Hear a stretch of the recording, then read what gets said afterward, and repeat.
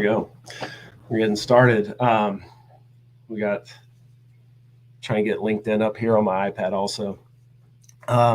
Thanks for everybody jumping in here. Today we're going to talk with Casey Amend. She's a talent.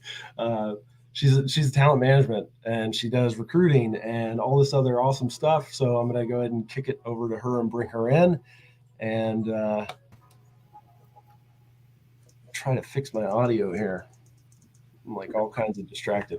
All right, Casey, welcome. Hey, thanks, Graham. Thanks for having me. Yeah, definitely. If I forget to mute myself because I've got this cold going on, like, let me know, because I'm going to end up coughing in these ears. The timeout. Yeah. So we're going to try something new today too. I'm going to bring in this other tool called Menti. So if you're watching and you want to participate along with us, we've got a sort of this tool. If anybody's ever used it, you can scan the QR code. You can answer a couple of questions and participate along with this discussion. And then at the end of it, if you want to ask anything, throw your questions in there. Otherwise, feel free to drop your comments in any of the live streams. We'll see them here, and we'll bring you into the conversation as well. I'll continue to pop this up in case anybody missed it. But if you go to menti.com and drop that code in, or if you just use your phone and scan it with your camera, that'll get you in and you can participate. So let's, Casey, you are tell us what you do and what's your background. All right. So I've been, Graham, you and we go way back. So we've been working for 15 years now, you and I, and I've been in sales. I've been a financial advisor. I've been a wholesaler. I've been a recruiter for the bulk of that. So I've worked across a lot of different industries, and I've stayed in contact with my candidates from literally around the world. And a good recruiter should stay in contact with these candidates, whether you have a job for them or not. But I think what we should talk about today is add a little bit of economics to the conversation, a little bit about what I'm seeing in the marketplace, and then, of course, open it up for conversation, because we're in a really interesting time right now. And as a recruiter, I've never seen anything like it, and it all ties into supply and demand. So that's the angle I'd like to take for us. Yeah, let's do it. Let's do that then. So you're a recruiter, you've got all this recruiting experience, but you actually have a finance background. You're starting to kick in and talk about the economy in that. Tell us, like, how did you find your way from finance to managing people's talent and growth? Oh, my gosh. Well, you know what? I had a 1-year gig with my sorority as a consultant, but it was a 1-year contract, loved it. Stayed in contact with my professors at Ohio Northern, and they introduced me to 2 financial advisors that were looking for a practice manager. All right. Really, I was like a very glorious secretary, and I was licensed, so I could sell securities and work as a financial advisor. And I'm like, well, let's give it a whirl. I'm right out of college. And I learned a lot of information. And I really enjoyed micro and macro economics in college. I mean, it was worth a go. But then I actually decided that my passion was sales. So I moved into financial selling myself, and then I moved into wholesaling. So I went from B2C to B2B sales. And then I had an agency reach out to me on LinkedIn, and I thought, my gosh, who is this? And she was an agency out of Florida, and she came to me and said, well, she had heard I was the best wholesaler in Philadelphia, and she had an opportunity for me on the West Coast. And I thought, my God, I am famous. I mean, it was a pretty new idea back in, this is 2010. So LinkedIn had some legs at this time, and that agency made me feel so special. And I moved across the country to another financial firm and got started in their recruiting department and built it out.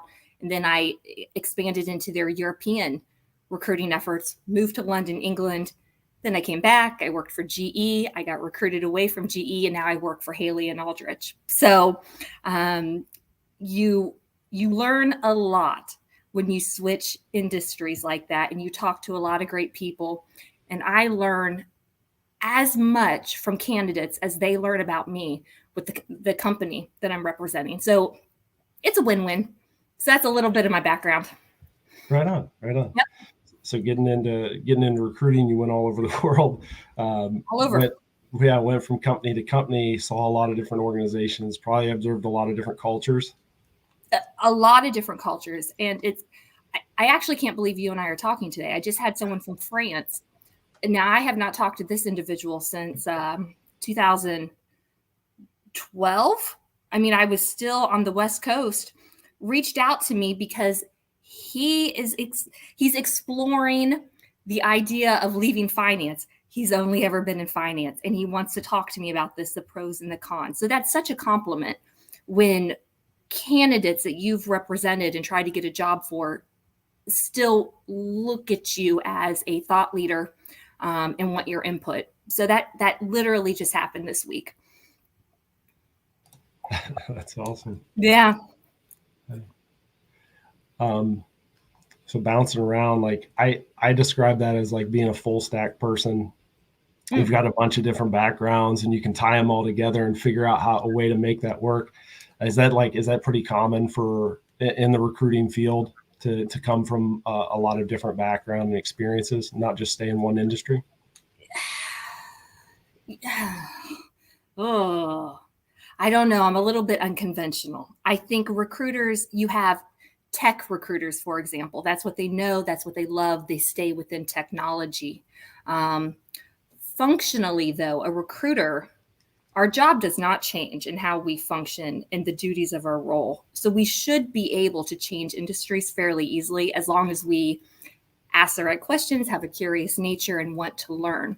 But that's not for everything. And really, there's also agencies. Now, I am an in-house recruiter. I represent Haley and Aldrich and only Haley and Aldrich. But agencies, they represent any number of companies, and they are definitely industry specific. If they're placing software engineers within technology, they're not going to change next week and start placing, medical professionals within the healthcare sector. So it just depends on the individual.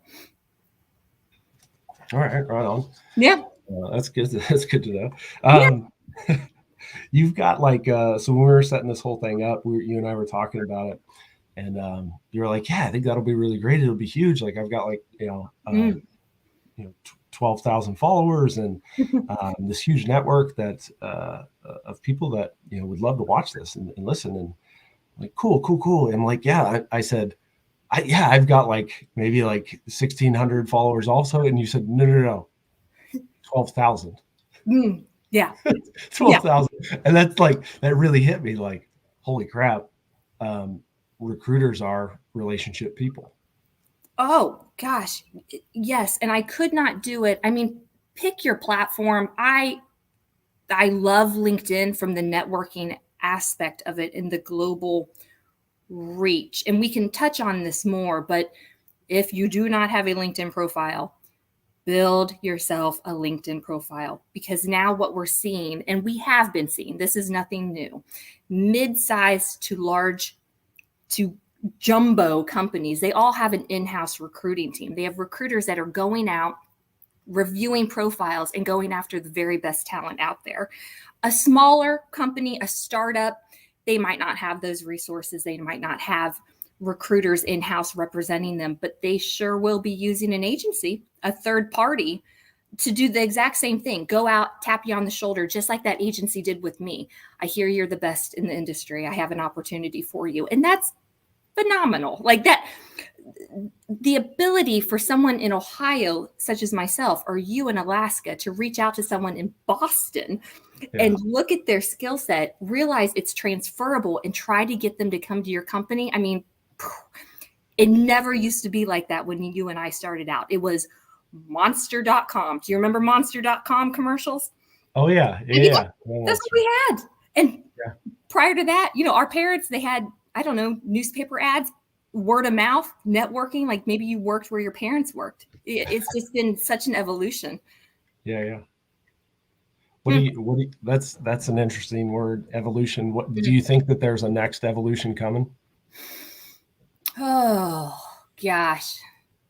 Let's just talk about the environment in general. I do think we're definitely in a bubble right now. Yeah. So you and I, we kind of remembered the tech bubble, but we weren't really part of the tech bubble. And then we had the housing, I don't know, disaster in 2008. Not that that was a bubble, but now what we're seeing is this war over talent, and that comes into supply and demand. I'm going to throw some economics at you right now. There are not enough people for the amount of jobs we have posted, right? So there's a correlation here.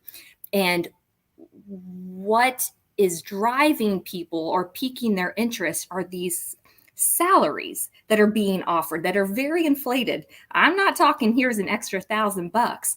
People want $5, $10, $15, $20,000 more to come to leave their job and come work for a new company. So it's interesting because it is a candidate's market, and I have not seen that yet.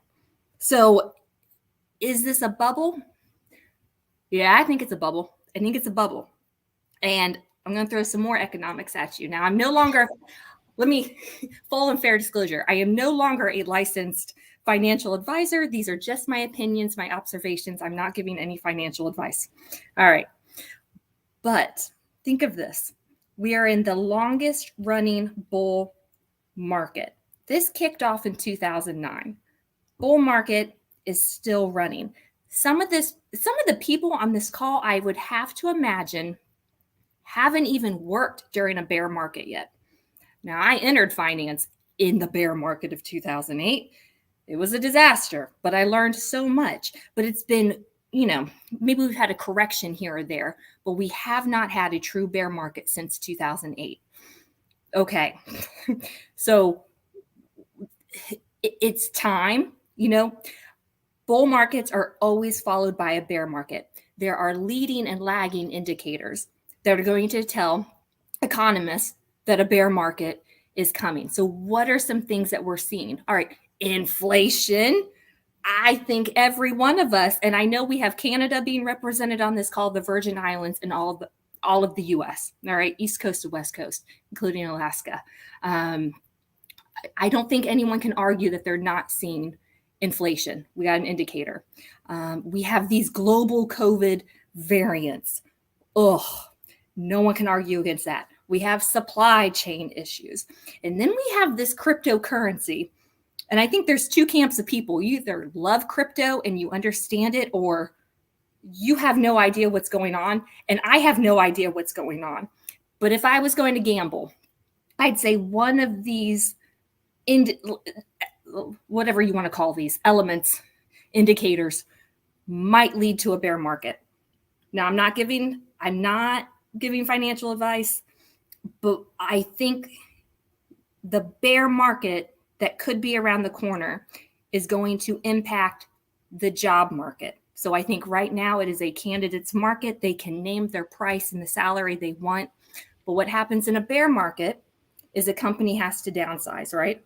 Yeah. They're going to trim the fat. What's the fat? Well, the newest hires, especially the newest hires making the most money.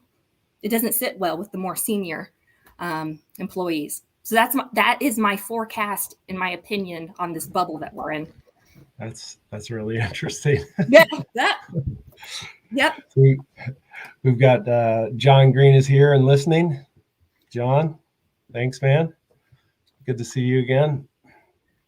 Oh, and I see John's question here. Oh, wait, no, I see a LinkedIn loser or LinkedIn. Oh my God. Or user. Oh my gosh. Thank goodness it's anonymous. Yeah, here's one. What is the leading cause you're seeing for people leaving their jobs? So you know what? COVID has jumbled everything up. I think people are really taking a look at their life and what matters and what brings them joy. Is it their day job? Is it their family at home? A lot of us have now become at-home workers, or we work in a hybrid environment. And I think because COVID has really put some fear into people, they're reevaluating what matters to them. So I have seen people, let's just use an engineer, for example. I've seen an engineer say, meh, not really what I wanted to do. I went to college for it. It was a job. I just want to be a stay-at-home dad now. Okay.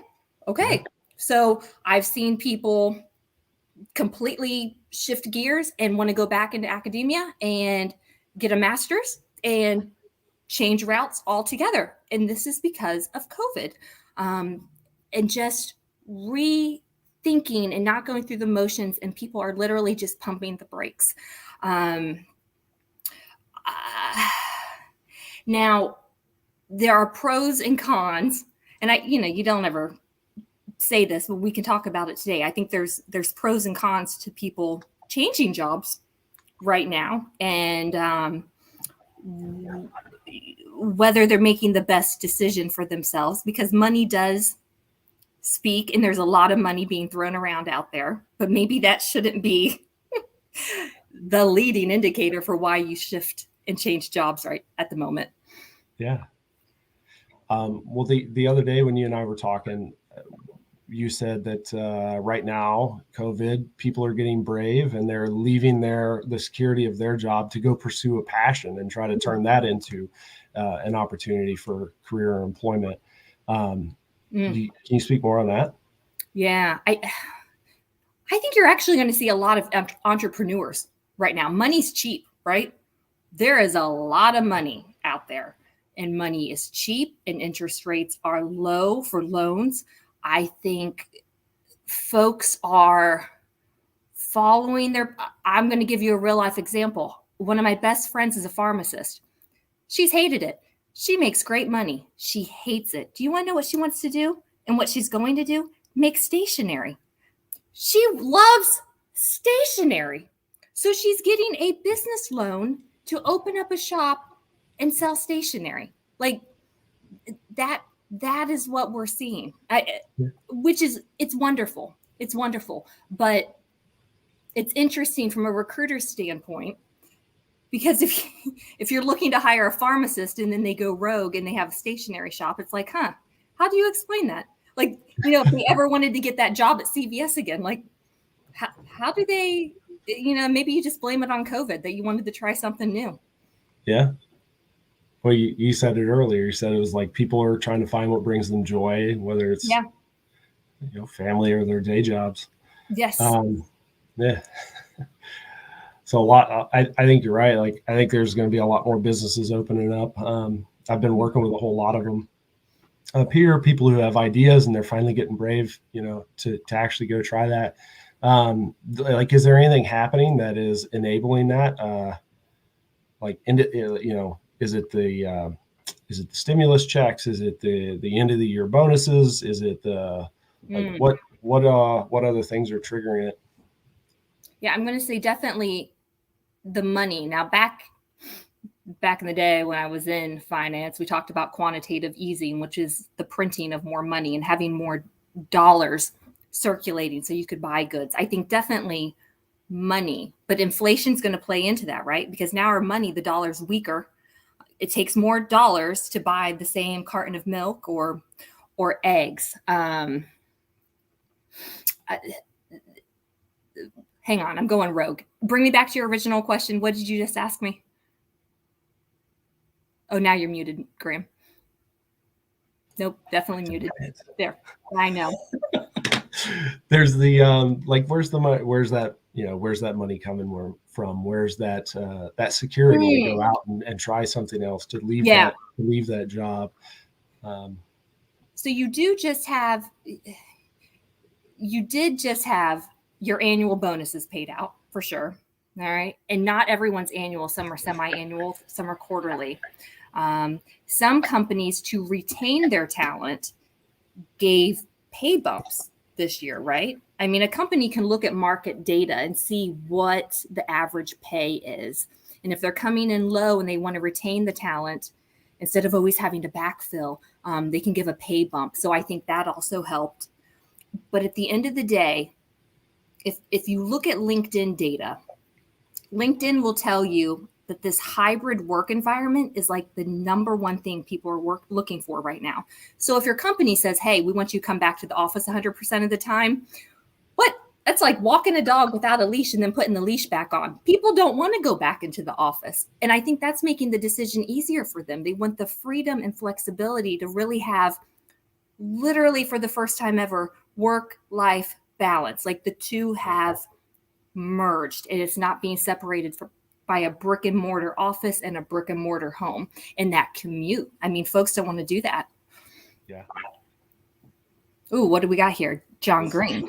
I want to work 75% full-time with benefits because I want to spend more time on my side venture.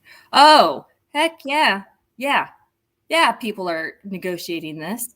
John Green, I don't think I've had one offer not get a counter offer come with it. You know, we extend a really well thought out offer and then here comes this counter, and they are unique. Every single offer is unique, and that is not industry specific. That is the market that we are dealing in right now. So people want hybrid work environments. They want to work from home 75% of the time and maybe go into the office only once a week. Some people can do this. You know, COVID really made companies become flexible and rethink who needs to be in the office and why. Now everything can be done via video. I mean, it's amazing. The benefits, yes, I'm seeing more employers pay for medical benefits. And it's like, Now, when I worked on the West Coast, they did do that. And I thought maybe that was more regional.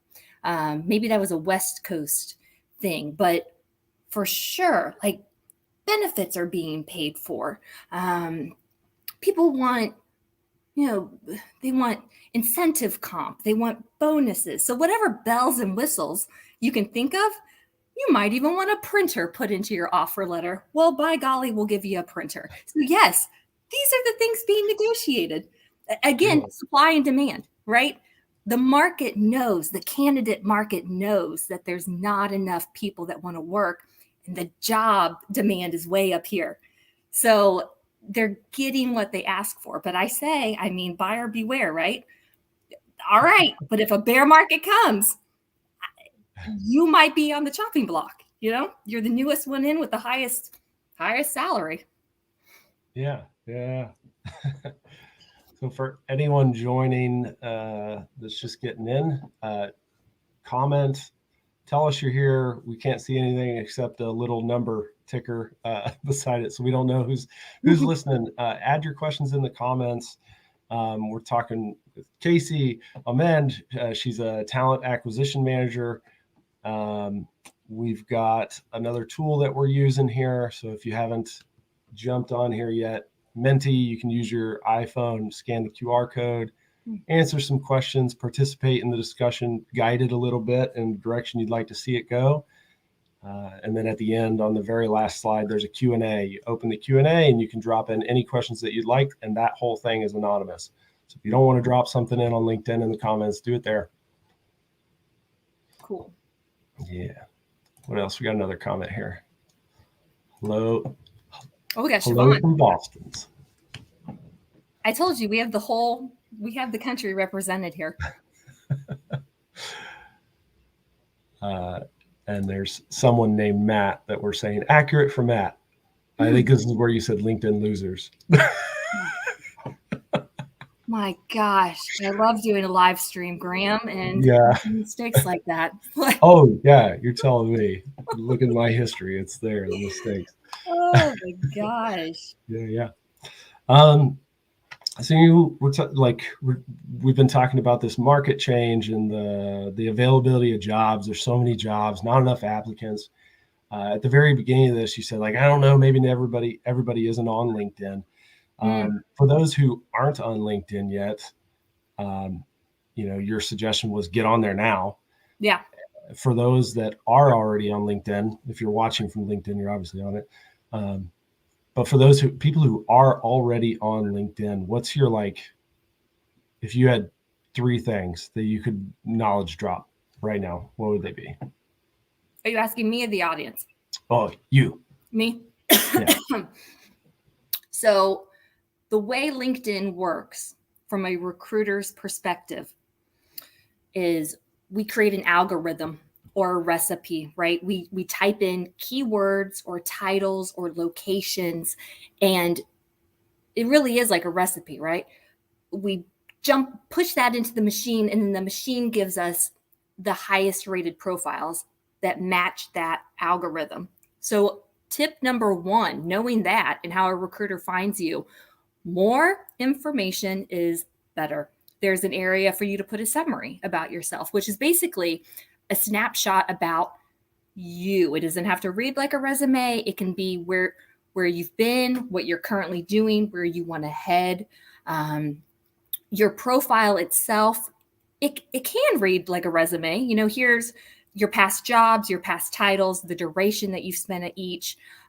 That's very important as well, because you can list out your skill sets, right? Especially those that are transferable, meaning, yes, I have this skill set that I learned at this company, but it's transferable and I can move it to your company as well, which leads to less of a J curve or a learning curve. Like that's, you can sell that. I think a picture is important. Some hiring managers they think it's a little weird if you don't have a picture, because it is social media. So the rule of thumb, if you were to ask LinkedIn, shoulders up, right? So your shoulders up should take about 3/4 of the frame in the photo. And I think it's always nice for you to be wearing what you wear at work, right? Like, don't dress like an attorney if you're actually a field engineer. Like, that doesn't make sense. I mean, portray the person you are in the office. That's what I'll say about the photo, but make sure it's professional. Okay. So photo, summary, fill out the profile with your job experience. If you really want to round out your profile and show that you're a well-rounded individual, you can add organizations that you're a part of. Some managers look for that. They want to see someone from their alma mater or their sorority or their fraternity or Girl Scouts or Boy Scouts or, you know, whatever the case may be. They want to see military experience, because these different organizations equate to different skills like leadership, management, communication skills. So you can list that out as well. Okay. All keys. Yeah. Now, if we have younger folks on this call, a university student might not have LinkedIn pushed to them. That might be more for young to mid-level to senior professionals. I think university folks might use Handshake. I don't know too much about Handshake, so I can't really go down a rabbit hole with you on that. But what I will say is it's important to have an online presence of some sort, because if we have a university recruiter looking for recent graduates, they know to use Handshake. So that platform's important. But a university recruiter also understands LinkedIn and can go on that platform as well. So you don't need to have both, but at least use one or the other. One or the other. Okay. Mm-hmm. I got to check out Handshake now. This is how you know that you're getting old. I know. Graham, I had to talk to a Handshake rep. I knew nothing about what he was talking about because I've never used Handshake. I don't know. This user says, if you volunteer, put it on your LinkedIn profile. It shows you go above and beyond your mandatory tasks. Yeah, definitely. Totally agree. So what's our next? Oh, we have another one. How do you answer the question, what salary are you looking for? Would you give exact or would you give a range? Okay. So, first of all, let's talk about salary. Do you know what the first state was to implement the law that you could not ask what someone was making, Graham? Say it's Ohio. No, it's Massachusetts. All right. Massachusetts. All right. But then actually the Trump administration said, you know what? We're going to make this illegal for the entire United States because we're never going to bridge the gender gap with pay discrepancies. Okay. So that's a fun fact. So a recruiter can't say to you, or a hiring manager can't say to you, how much money do you make? Okay, because then what the company's going to do is say, oh, give them 10% more. Like, they'll take our offer. Okay, when maybe they're being underpaid to begin with. Like, that's not fair. So a recruiter will say, what would you like to target? Now, there's a couple different schools of thought on this.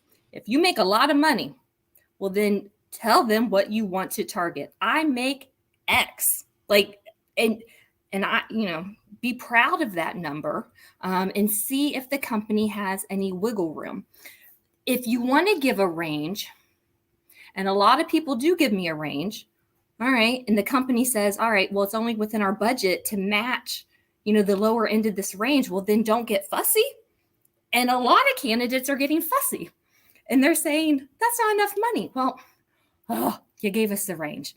And I say, have the conversation on the front end. It's going to save you a lot of time interviewing. And then, you have this mystery number and no one wants to bring it up. Just bring it up in the first conversation with the recruiter. The recruiter is your advocate. We want to fill the role. So see what the company can do for you and use them as your advocate to getting there. That's really good. But I'm going to put a plug in, Graham. Yeah. Numbers are inflated right now. So don't just say, I'm making 50,000, but now I think I'm worth 75. Like, what? All right, maybe you get it, but I would be so nervous. Like, I would feel like I'm on the chopping block. I'm getting overpaid. I know it's inflated. And as soon as there's a bear market and people got to go, you're out of there. You're out of there. You're being overpaid to begin with. And then you're going to need another job. You're not going to be paid that same inflated amount. So it's just something to be very mindful of. If you learn nothing else from today's talk, please be mindful of that and the salary that you're asking for. Don't make yourself a target.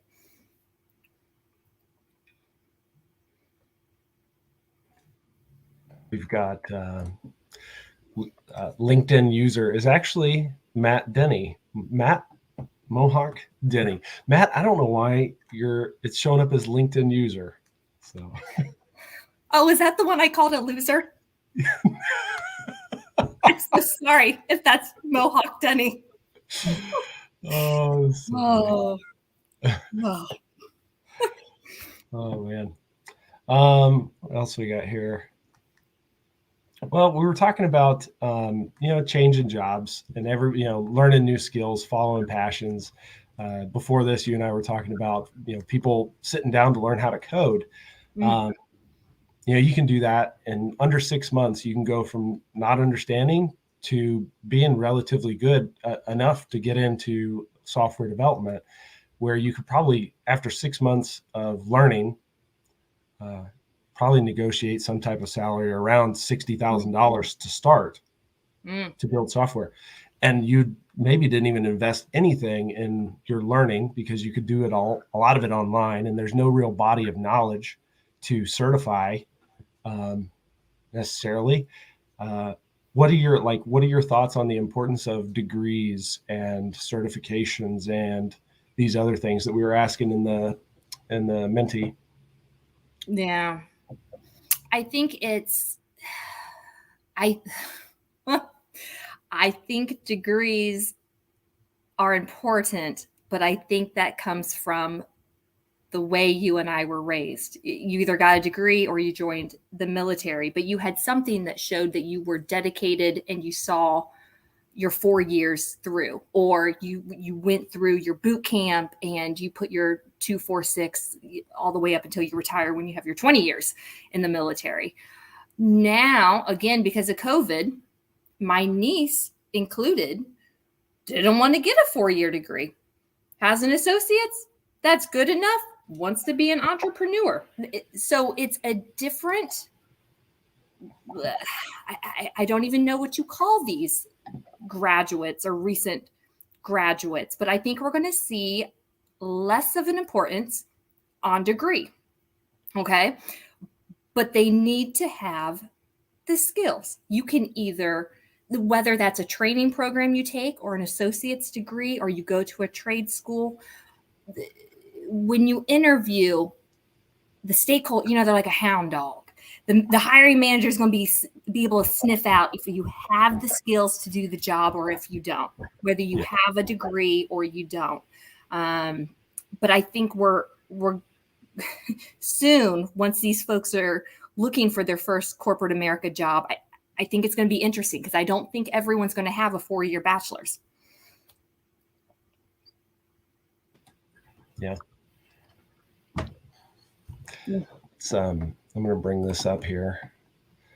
So if you're watching, we can scan this and actually start to go through some of these things that you guys have responded to and answered. I don't know if anybody has, but we'll get into it if you have. If you haven't yet, and you want to open up your phone, pull up your camera, you can scan that QR code and it'll take you to this tool, or you can go to menti.com and enter that code and it'll bring you to what we're doing also. Let's go ahead and see if we entered anything in here. This is exciting. I was telling you, I've never done this before. Woohoo! We got one answer. It's an other. Let's see what comments we got. Be wary with the higher salaries. It comes with a large increase in risks and responsibilities, all within a new company, new industry, new people around you. Agree or disagree? Oh, agree. Yeah. And you know what else a company looks at is so let's talk years of experience. All right. They're going to look at where you stack up amongst the current employees. And if you're this new, hot shot out of university and you're making as much as someone with 5 years of experience, like, that's not going to sit well. So maybe they do justify it and they say, well, he's a hot shot. She's a hot shot. We will give them more responsibility to justify that higher salary. It could happen. And again, like, is it worth it? Like, is it worth getting that extra money at the end of the day? Or should you just get the job at the going rate, like what the salary should be for that many years of experience? So I totally agree with John Green. Check. Yeah. Check. Mm-hmm. Mm-hmm.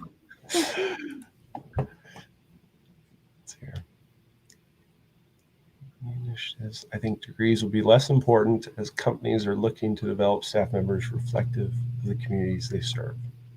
Yeah. And because of this new remote virtual work environment, companies can actually tap into locations that they don't have a brick and mortar office at. So they can be more diverse and there can be more equity, and degrees don't matter as much. If they have the skill, they have the skill. If it's transferable and they can bring it to the company, no matter how they learned it, I mean, good on them. And really, companies can become more reflective of not just the communities that they have an actual office in. That's awesome.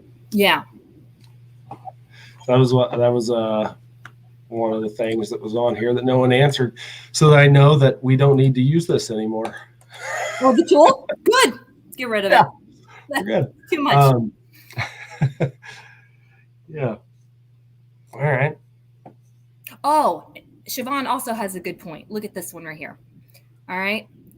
So here's the struggle for a company. Let's say I'm the president and I own the company and I want to pay my employees more. Well, then I'm going to have to bill my clients more, because where's that money going to come from? It's no different than the local coffee shop who's charging you 50 cents more for a cup of coffee because their coffee beans are costing them more. So you run a risk of me, the president of my company, losing clients because I'm charging more. Maybe that was my competitive edge. Maybe I charged just a little bit less and clients wanted to hire me for consulting. So it's a very good point. I mean, if companies could pay more and just dish out the bills, they would. But where is that money coming from? It's something to be mindful of. Yeah. Yeah. And that comes back to this market that you're describing. And you know what? When there's a bear market, then all of a sudden we don't have the money and people are like, they're holding on to it and they're scared to death to spend the money and they have to trim the fat. And I know that's not the nicest way to put it, but that's what they're doing. You know, you got this nice T-bone steak and you got to trim that fat, man. So they got to cut costs. And it's going to be those high earners that don't really, maybe they shouldn't be paid what they're paid right now. Oh, what's this one? Oh, we're talking about the Menti tool in this one.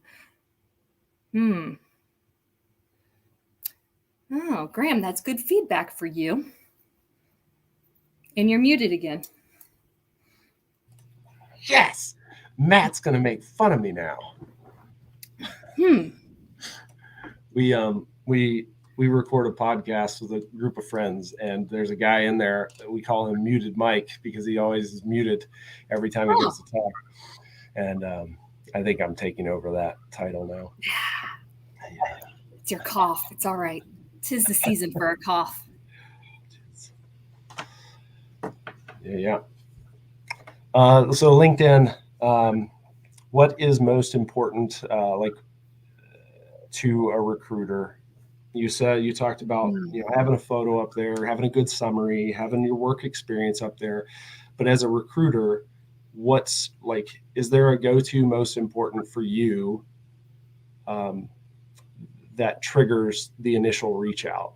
Is it the quality of details? Is it the degrees? Is it the location? You said location has become almost, not even a thing now that we're doing the hybrid work or mostly virtual even. So I can work from anywhere. So what is it for you that is your go-to look? If you get 1 minute to look at somebody's LinkedIn page before you call them or don't, swipe left, swipe right. Yeah. 1 minute. What are you looking for? Well, I truly do believe years of experience matters, because there's some roles that require relationships come with them. And you can't I just didn't wake up and have 12,000 relationships on LinkedIn. That took 15 years to build. And that says something. So sales roles for experience, or for example, that sales roles require a number of years and, sales skills. You kind of have to be a ninja there and be scrappy and be able to sell and push a product or a service. But years of experience, that says something. Now, the amount of time you spend at each company, I think that is important. All right. Because if there's one thing I hear over and over and over again, I think this person's a job hopper. And we don't know if they're a job hopper or not. That's a recruiter's job to hear their story. What's your story? Why did you change a job after 9 months? Like, what went wrong? Because they want to make sure that whatever went wrong there isn't going to be a problem at this company that they're trying to convince them to move to. So there's no way to explain job gaps or short durations on your profile. But I think you should list out all the jobs that you have had, in your professional career. You don't have to have, your entry-level high school jobs on there by any means. But for those that are in college right now or university, and maybe they don't have maybe one internship to list, that's better than nothing. And those folks should definitely be listing out their organizations that they're part of, or their groups, or where they volunteer, so on and so forth, because it just shows that they're a well-rounded individual. As far as location goes, definitely update your current location and then flip on that you're open. Now LinkedIn allows you to flip on a feature that shows that you're open to remote work, hybrid work, in office, open to relocation. Like, those are all features to flip on that a recruiter can see. And that helps us know if you're open to working in a brick and mortar at a set location. What else? Gotcha. Certifications, those are pretty big. Yeah. There's some roles that require it. So yeah. If you're a professional engineer, for example, I would definitely put that in your profile. Yeah. Sure. All right. So we're kind of wrap up some of the things that we discussed. We talked about the importance of having this LinkedIn account, the importance of like jobs are about relationships. Yeah. If a recruiter reaches out to you, respond immediately. Well, now if a recruiter reaches out to you, so again, there's two types, right? An agency, and you may never have heard of that agency name. I mean, it could be, Graham DeNoyer and Associates. Well, what's Graham DeNoyer and Associates? All right, it's an agency. Or you might see Casey and Men from Haley and Aldrich, and you're like, oh, I know Haley and Aldrich. So I'm in-house, you're an agency, two different types of headhunters, and they'll probably say to you, here's a role I think you're interested in. And you're like, yeah, maybe 10 years ago, like they can't afford me now. But still talk to that recruiter. Even though they're presenting one role, whether you're an agency or an in-house recruiter, there's probably 100 roles they could slot you for. They're just making the best guess off of what they see at your profile, of what might fit your skill set and what you might be looking for. So I say, always talk to them. And that is always talk to them. Even if you say, here's how much I want to target. Here's the type of role I want. Here's the type of title. Here's the location. Let them know, because they update their database and they'll have eyes on you. Yeah, for sure. Well, that leads me to another question then. If a recruiter reaches out, a recruiter is obviously not just reaching out to one person. They're reaching out to multiple different people about one role. Does it affect the likelihood of hire on how fast you respond? Person responds in 1 day, person responds in 8 days.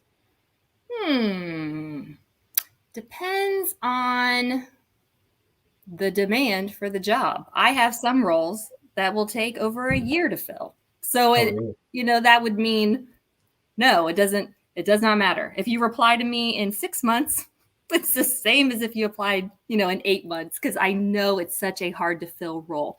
If it's an easier to fill role, which generally speaking are your more entry to mid-level positions, right? They don't have as many strict requirements as a more senior position. You want to show interest and reply to that recruiter, because the more time that ticks by, the more likely it's going to be filled with either someone that's actively applying or someone that we're tapping on the shoulder on LinkedIn that we're going after. All right. So if you don't have a LinkedIn account, get one. If you do have one, clean up your photo, have a picture of what you're actually doing, so not what you want to be. Like, I want to be a Power Ranger. So Graham, don't you put on that Green Ranger suit. No. Nope. It will be misinterpreted. And I think your friend, Mohawk Denny, wanted you to put up the Menti code again. And Brian is also asking about the Menti code. Oh, right on. Throw up that Menti code again. That way people can scan it and they can answer your questions and you can gather your data. Oh, pull it up. Go on. Open it all back up again. I'll drop it in the comments here after we close out. But yeah, get that LinkedIn account up. Update your summary, have good details in there, list out your work experience, your volunteer stuff that you're involved in, start making connections, build followers, try to achieve what Casey has with 12,000 connections. Business is about relationships, and that right now the job market is inflated. It is inflated. It is hot. It is a candidate's market. Yeah. So, just be careful what you ask for, right? That is the moral of today's story. Be careful what you ask for, and know your worth. No, you can do your due diligence. You can see cost of living if you're relocating. You can see the going rate for a position. So, Casey, if people want to reach out with you and connect with you, is Oh, LinkedIn the please. best way, or? Oh, LinkedIn for sure. Yeah. Yeah, absolutely. And every now and then I share jobs, I share articles, I write posts. So please follow me. Even if I need to do like, here's my resume and it's an ad hoc request to look at it. Like, I love doing that. This is my passion. So I am happy to help you with resume building. I can look at your LinkedIn profile and give suggestions. This is what I do day in and day out. So please use me as a resource. Awesome. Well, Casey, I appreciate you taking the time to talk with me. Yeah, of course. This was fun. Yeah, I got to work out some kinks here. I'll drop that Menti code in the LinkedIn comments and on Facebook, I think. Yeah. Yeah, if you're still hanging around watching, thanks. And Casey, I'll talk to you later. All right. Thanks, everyone. All right. See ya. Yeah.